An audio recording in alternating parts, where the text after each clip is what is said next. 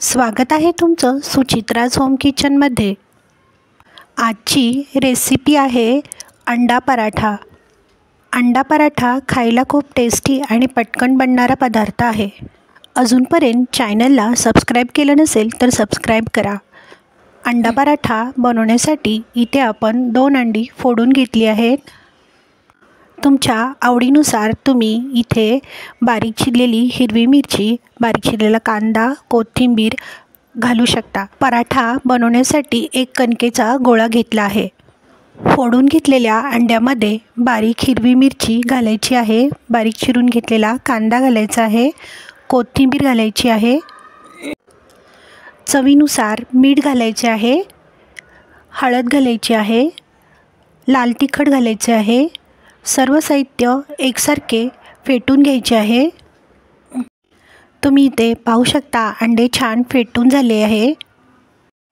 एका पोळपाटावर पीठ घालून घ्यायचे आहे। कणकेचा गोळा ठेवून पराठा लाटायचा आहे। कणकेची गोल अशी लाटी लाटून झाली आहे।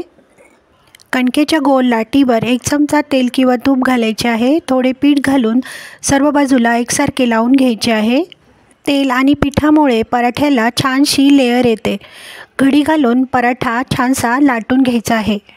इथे तुम्ही पाहू शकता घडी घातल्यावर पराठ्याला छान लेयर आले आहेत। थोडे पीठ घालून पराठा अलगदपणे छानसा लाटून घ्यायचा आहे। इथे तुम्ही पाहू शकता पराठा छान लाटून झाला आहे। पराठा लाटून झाल्यावर गॅसची फ्लेम ऑन करून गॅसवर एक तवा ठेवला आहे। तवा तापल्यावर 1 चमचा तेल घालून घ्यायचे आहे। लाटून घेतलेला पराठा घालायचा आहे। पराठा दोन्ही बाजूला एकसारखा छानसा भाजून घ्यायचा आहे। भाजून घेतलेल्या पराठ्याला छानशी लेयर आली आहे। या पराठ्याच्या लेयरमध्ये फेटून घेतलेले अंडे घालायचे आहे।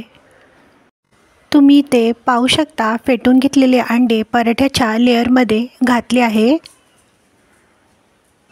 अंडा पराठा दोन्ही बाजूला एकसारखा तेल किंवा तूप लावून भाजून घ्यायचा आहे।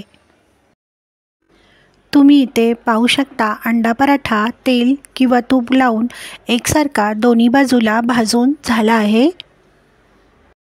खाण्यासाठी तयार आहे यम्मी टेस्टी असा अंडा पराठा। व्हिडिओ आवडल्यास व्हिडिओला लाईक, शेअर, सबस्क्राईब जरूर करा। कमेंट बॉक्समध्ये कमेंट करायला विसरू नका। व्हिडिओ पाहिल्याबद्दल धन्यवाद।